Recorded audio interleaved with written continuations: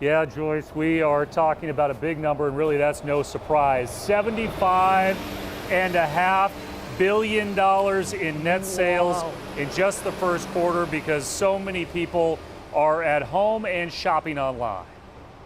While the Amazon campus in South Lake Union remains quiet tonight, the bean counters are not, reporting a 26% increase year over year in net sales for the first quarter. Operating and net income, however, are down. Yet there is strength in the numbers for the one-time bookseller turned behemoth. Look, I want every Seattle company to be very successful, but I think everyone knows that businesses that succeed because of American ingenuity and the supports they get from government and residents got to do more, got to step up more. And so I think all the successful companies will we have to make sure that as we get through this pandemic, those who can do more do more. Seattle Mayor Jenny Durkan talked today about the numbers and in the context over whether the corporation should spend more in the city through additional taxes.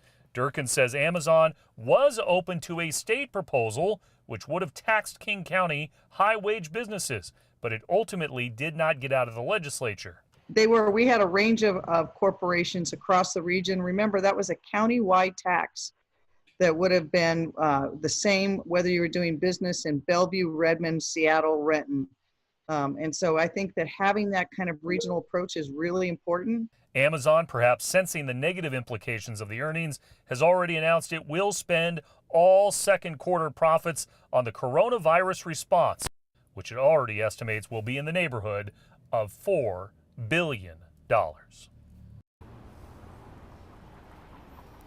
there are some people who say that the pandemic has shown that Amazon is essential, and there are yet others who say that it shows that the company is more vulnerable to government intervention. Coming up tonight at 6:30, you're going to hear from one of the company's biggest opponents who believes that Amazon has become now a monopoly which should be broken up. That's the story for now. Live at the Amazon headquarters in Seattle, I'm Chris Daniels, King 5 News.